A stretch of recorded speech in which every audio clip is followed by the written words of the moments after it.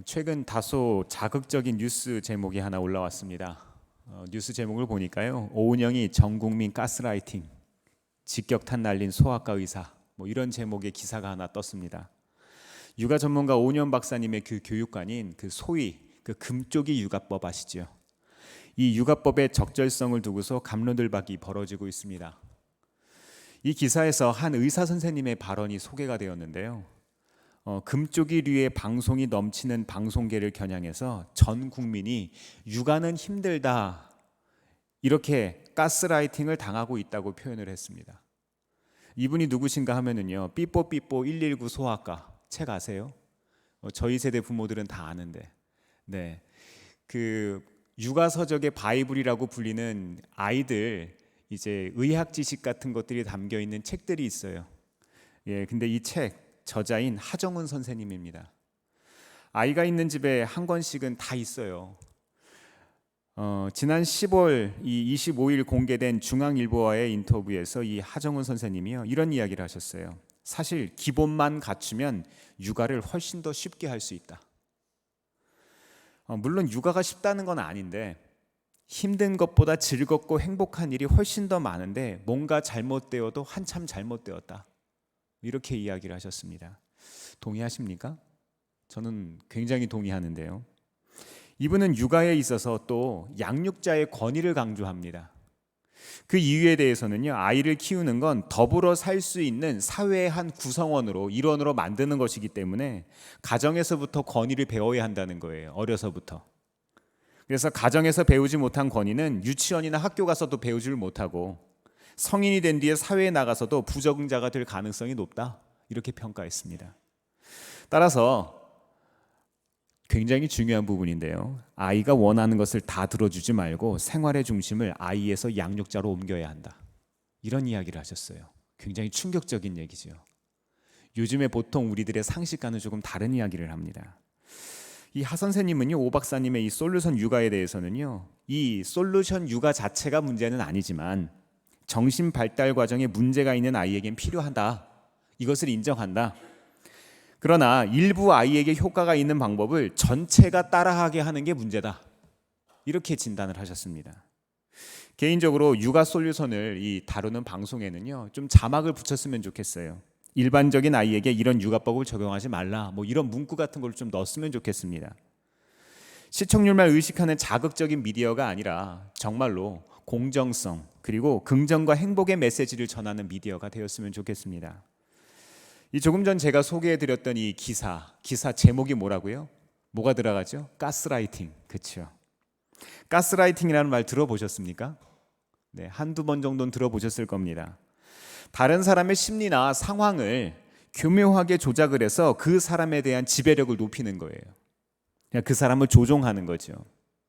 이 가스라이팅은요, 1938년 이 패트릭 해밀턴이라는 사람이 연출했던 연극 작품, 이 가스라이트에서 유래된 이 용어인데요, 이 정신적인 학대 혹은 이 심리적인 지배 같은 것들을 뜻하는 말입니다. 주로 이 가정이나 학교, 연인 사이 등 밀접하거나 친밀한 그런 사이에서 일어나는 일들이 참 많습니다. 오늘 말씀은요, 우리가 쭉 읽어보셨잖아요. 전 국민에 대한 아합 왕과 이세벨의 가스라이팅 사건입니다. 전 국민 사기극이에요. 지난주 말씀에서 아합의 아내 이세벨이 바알을 숭배하는 제사장 집안에서 자랐다고 말씀드린 바 있습니다. 이 아합과 결혼 후에는요, 온 이스라엘에 바알 신앙을 전파하고요, 그것도 모자라서 남유다까지 바알 종교를 퍼뜨립니다. 게다가 아합과 이세벨은요, 온 나라에 있는 하나님의 선지자들을 다 잡아 죽이기 시작합니다. 그래서 말씀의 기근을 초래하고 그 기근으로 비롯돼서 이스라엘 전역에 실제 가뭄이 시작되었습니다. 사실 가뭄보다 더 큰 문제는요, 말씀의 가뭄이죠.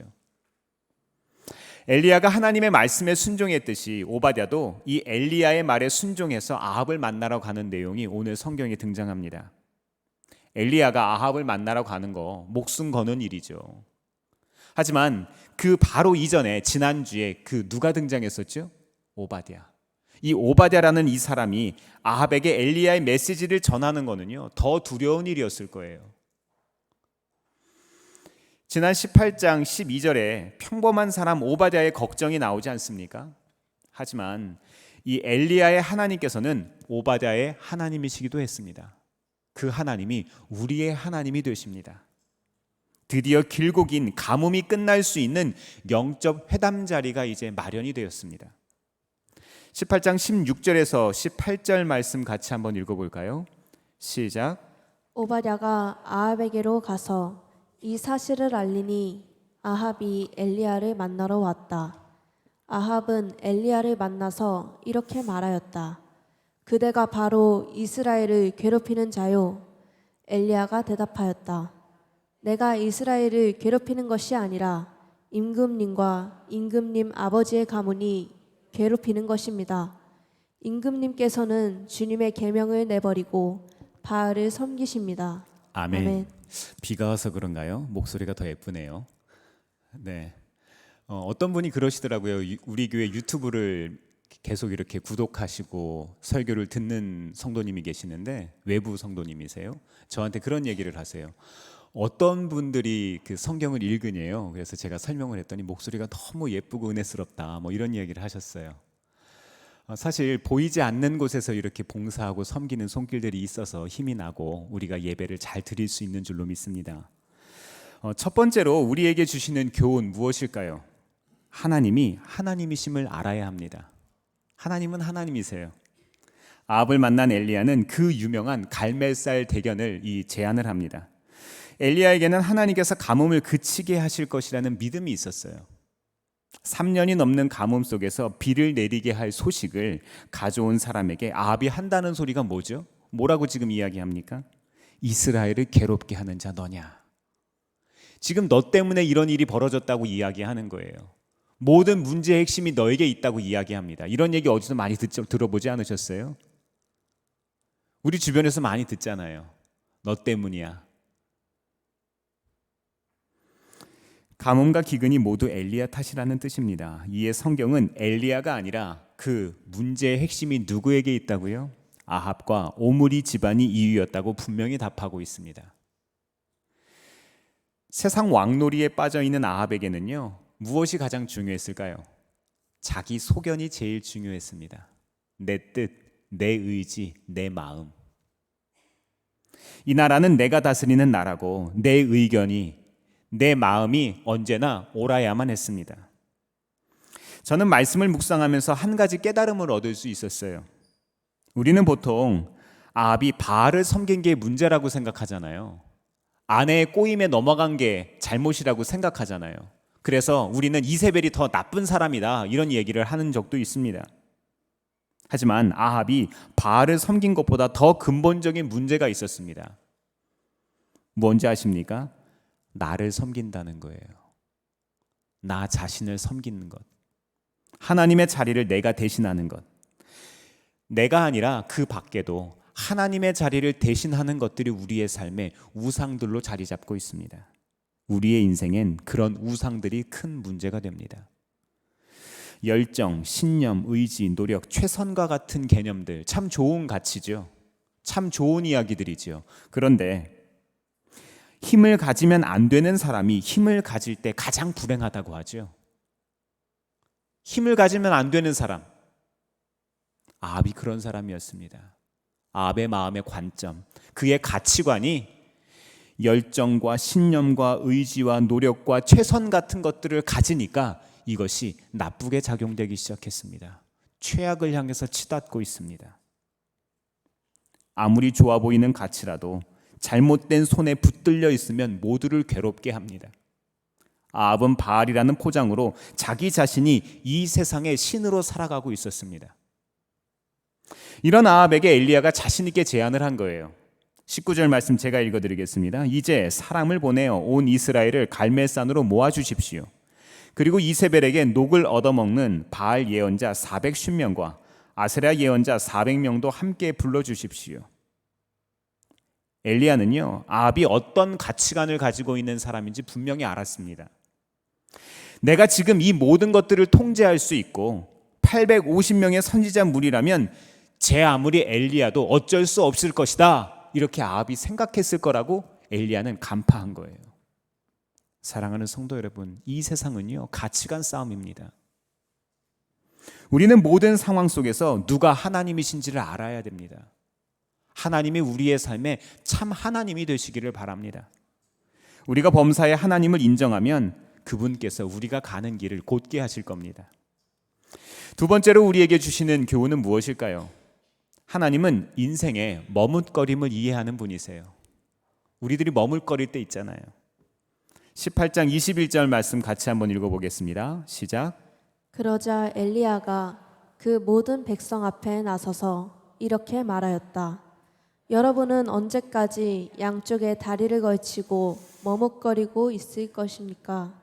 주님이 하나님이면 주님을 따르고 바알이 하나님이면 그를 따르십시오. 그러나 백성들은 한마디도 그에게 대답하지 못하였다. 아멘.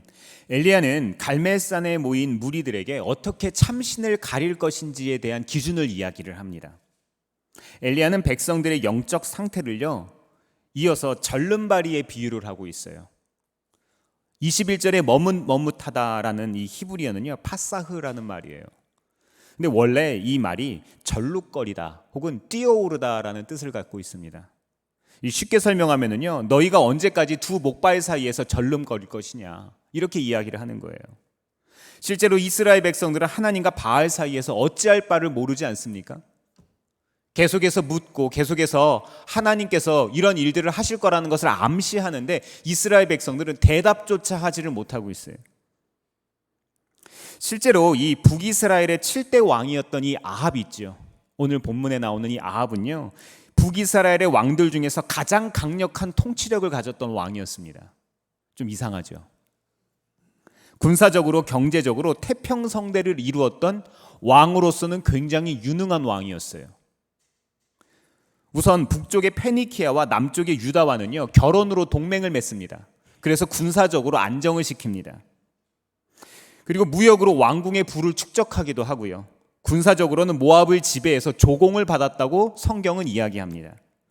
뿐만 아니라 당시 최강대국이었던 아람, 이 시리아와 아시리아의 침입을 격퇴하기도 했습니다.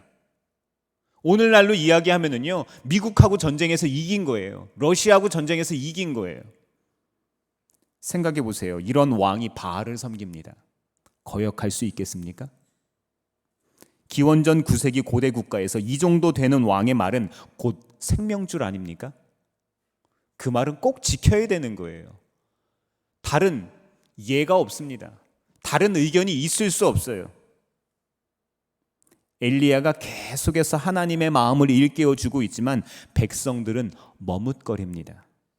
살아온 인생의 가치관과 이 눈앞의 압도적인 이방 선지자 숫자까지 아무런 대답을 할 수 없습니다. 사람들은 생각했을 거예요. 바알 선지자, 아세라 선지자 850명, 엘리야는 1명, 이게 과연 될까? 아합이라는 사람이 어떤 일을 지금 우리나라에 하고 있는지도 알았을 겁니다. 백성들이 바라본 것은 엘리야 1명과 수백 명의 이방 선지자였습니다. 백성들이 바라본 것은 엘리야 한 사람과 모든 능력을 가지고 있는 것처럼 보이는 아합 왕이었습니다.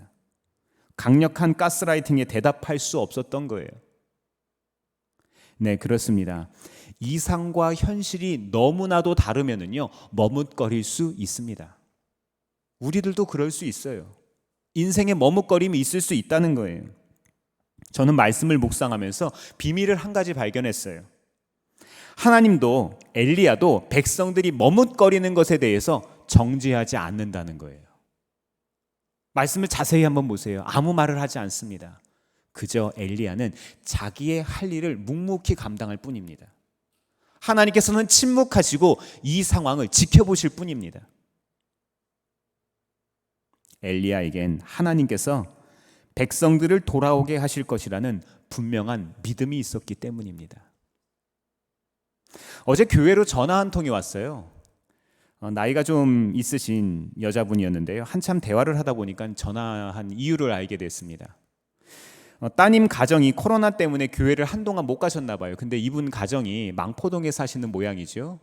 그래서 이 어른이, 연세가 있으신 어르신이 스마트폰으로 어렵게 눌러가면서 자기 따님 가정의 근처에 있는 교회들을 검색하면서 여기저기 전화를 돌리고 계셨나 봐요. 그래서 교회의 사정이 어떤지, 또 우리 딸들 가정을 잘 돌봐줄 수 있는지 이런 것들을 묻고 계시는 거예요. 저는 그 어머니의 마음이 참 귀하다고 믿습니다. 이런 어머님이라면 온 가정이 결국엔 주 안에서 복을 얻을 거라고 저는 믿습니다. 사랑하는 성도 여러분, 우리도 이런 복을 누리기를 바랍니다. 이런 복을 연결시켜 주기를 바랍니다. 하나님은 우리 인생에 코로나 때문에 잠시 머물렀던 이 머뭇거림들, 우리의 삶의 순간순간 찾아오는 여러 가지 일들 때문에 경험하는 머뭇거림들을 이해하시는 분입니다. 머뭇거릴 수밖에 없는 순간에도 우리를 살피시는 누구를 기억해야 돼요? 하나님을 기억하시기를 바랍니다. 우리가 죽음의 그늘 골짜기로 다닐 때도 하나님은 언제나 우리와 함께 하시는 분이기 때문입니다. 세 번째로 우리에게 주시는 교훈은 무엇일까요? 승부는 이미 정해졌습니다. 18장 23절 말씀 같이 읽어보겠습니다. 시작. 이제 소 2마리를 우리에게 가져다 주십시오. 바알 예언자들이 소 1마리를 선택하여 각을 떠서 나무단 위에 올려놓되 불을 지피지는 않게 하십시오. 나도 나머지 1마리의 소를 잡아서 나무단 위에 올려놓고 불은 지피지 않겠습니다. 아멘. 엘리야는요, 어느 신이 진짜 신인지, 하나님이 진짜 신인지, 그 우상인 바알이 진짜 신인지 대결을 하자고 제안을 합니다. 기도 대결을 하자고 하는 거예요. 방법은 간단합니다. 각 신에게 번제물을 바치고 불이 떨어지는지 한번 지켜보자는 거예요. 각 무리가 송아리 1마리씩을 택해서 조각으로 잘라서 슬라이스를 하는 거죠. 각을 뜬다고 하죠. 그래서 제단의 나무에 놓고 불을 붙이지 않고 계속 기다리고 기도하는 거예요. 엘리야는 특히 불을 붙이지 말라를 이 명령을 반복할 때 이 목적어인 불을 첫 단어로 말하면서 일부러 강조합니다. 불이 굉장히 중요한 거예요. 그리고 바알이란 이름 대신 너희 신의 이름이라고 오늘 성경을 보니까 나오네요. 의도적으로 바알이란 이름을 자기의 입에 올리지 않습니다. 대신 하나님의 경우는 여호와의 이름이라고 분명히 하나님을 입에 올립니다. 참 하나님이 여호와이심을 드러내는 거죠. 앞서 아무 대답도 못하던 백성들이요, 엘리야의 제안에 만족합니다. 이 정도 되는 극단적인 상황에 불을 내려주는 신이라면 진짜 하나님 맞겠지, 이런 기대를 갖게 됩니다. 그 말이 좋다, 한 목소리를 냅니다. 말씀을 읽다 보면은요, 바알 선지자들의 반응은 나오지 않지만 엘리야의 제안이 타당할 뿐 아니라 받아들이지 않으면 모든 명분이 사라지기 때문에 어쩔 수 없이 바알 선지자와 이 아합은 그 제안에 수락하게 됩니다. 네, 맞습니다. 하나님은 이 모든 것을 주관하시는 분입니다. 하나님은 그 모든 것들을 사실 이렇게 큰 그림 안에서 계획하고 계셨던 거예요. 하나님은 언제나 우리의 길을 열어주시는 분입니다. 여기서 불로 응답받는 것에는요, 몇 가지 전제가 숨어 있어요. 첫 번째로 진정한 신의 존재와 능력을 입증한다는 거예요. 불로 응답받을 때, 불을 내려서 제물을 태웠을 땐 신이 예배자의 제사를 받았고 기도에 응답했음을 나타냅니다. 그리고 세 번째로는 바알은 폭풍의 신이거든요. 그래서 진정한 신이라면 번갯불을 쉽게 내릴 수 있을 것이다, 이런 생각을 했을 거예요. 그리고 바알이 불을 내린다면 가뭄을 예고했던 여호와를 이길 수 있는 기회 아닙니까? 그리고 여호와가 불을 내린다면 그가 가뭄을 시작한 신임을 증명하게 됩니다. 그리고 불을 내리는 신이 비도 내릴 수 있는 신이라고 생각할 수 있습니다. 그리고 마지막으로 3년 이상 가물어서 건조하기 때문에 작은 불이라도 나면 모든 것을 태울 수 있을 겁니다. 네, 이런 전제를 가지고 백성들 그리고 바알 선지자들은 생각했을 거예요. 백성들이 지켜보고 있고 바알 선지자들은 송아지 각을 떠서 제단 위에 제물로 올려놨습니다. 그리고 아침부터 낮까지, 정오까지라고 되어 있는데요, 바알이여 우리에게 응답하소서를 외치면서 이 사람들이 기도를 시작했습니다. 수백 명이 힘을 합쳐서 기도하는데 26절을 보니까요, 아무런 변화가 없어요. 응답이 없는 거예요. 정오가 될 때까지 일부러 시간을 주었는데도 아무런 변화가 없자 엘리야가 너희 신이 어디 갔냐? 졸고 있냐? 놀러 갔냐? 이렇게 이야기를 합니다. 조롱하는 거예요. 바알을 인간으로 비하해서 그 조롱하는 소리에 바알 선지자들은 화가 나기 시작했습니다.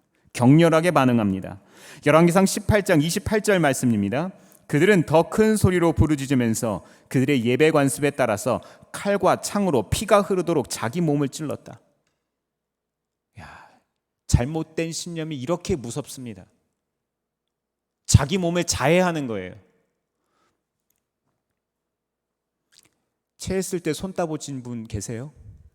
자기 손 자기가 딸 수 있는 분 혹시 계세요? 저는 제가 딸 수 있는데. 독하다고요? 네, 군대에서 한번 아파보세요.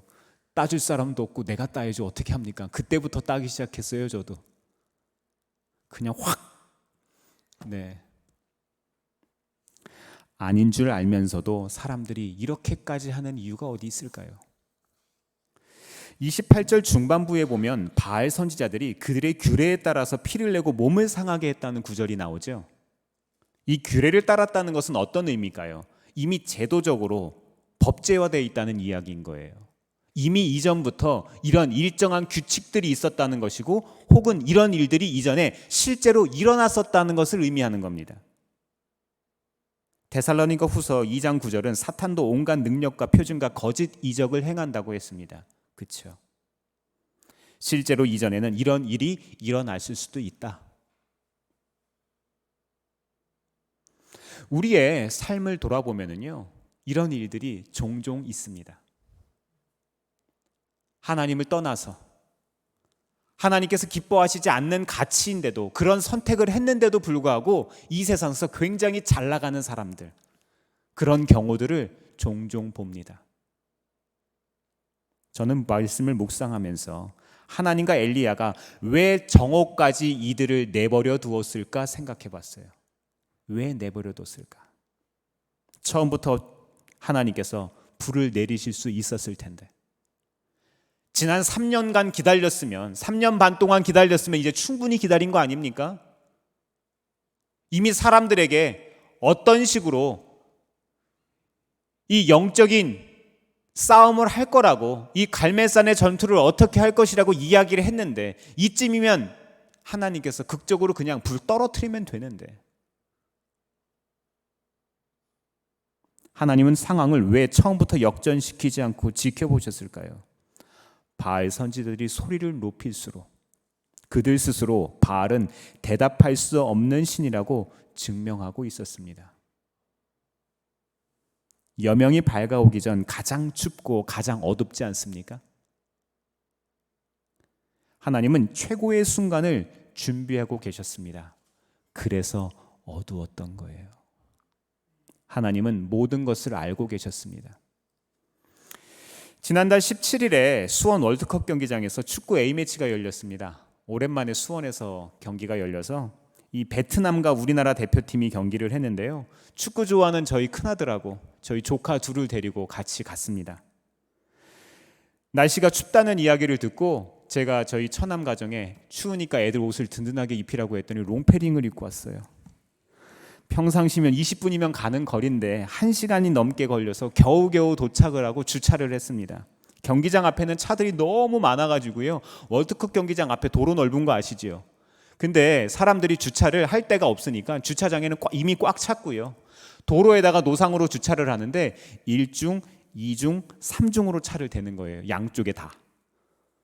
가운데 사람들이 다닐 수 있는 도로는 이제 왕복 2차선 내지 4차선밖에 없는 거예요. 차들이 꽉 다 들어찼습니다. 다행히 경기 시작 전에 입장을 할 수 있었습니다. 근데 그때 제게 한 가지 깨달음이 온 게 있어요. 우리 같이 가고 있는 가족들이 오로지 걱정하고 있는 한 가지는 뭔지 아세요? 경기에 늦게 들어갈까 봐. 경기에 질까 봐요? 아니요. 절대 그렇게 생각하지 않아요. 베트남은 피파 랭킹 95위, 우리나라는 피파 랭킹 26위. 절대로 안 져요. 그리고 우리나라 홈에서 열리는 경기고 경기장에 4만 명이 넘는 사람들이 올 거거든요. 그리고 우리나라에는 누가 있어요? 손흥민이 있잖아요. 네. 손흥민만 있습니까? 이강인도 있잖아요. 이강인만 있습니까? 김민재도 있잖아요. 가슴이 벅차오릅니다.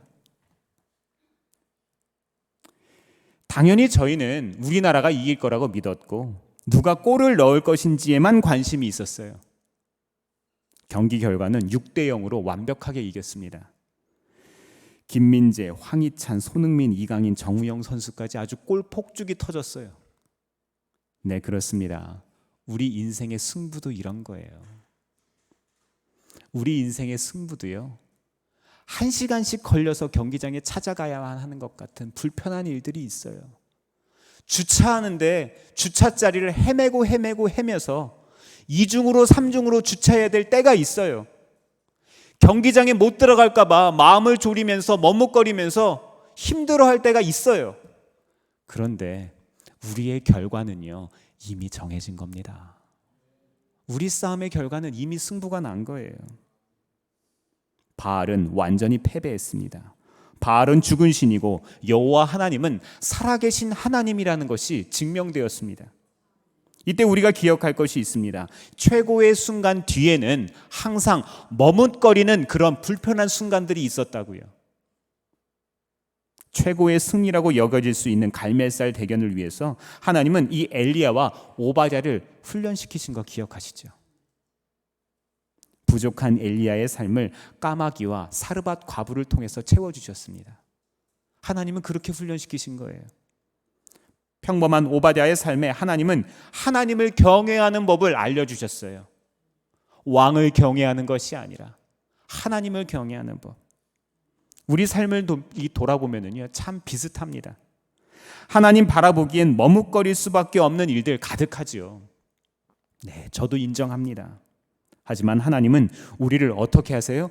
정죄하지 않으시고, 하나님은 우리를 끝까지 참고 인내하심으로 기다려주시는 분이시라는 거예요. 우리의 삶을 연단시키시고 극적으로 역전시키는 그때를 하나님은 기대하시고 계십니다. 마지막으로 요한일서 4장 4절 말씀 같이 한번 고백해 볼까요? 시작. 자녀된 이 여러분은 하나님에게서 난 사람들이며 여러분은 그 거짓 예언자들을 이겼습니다.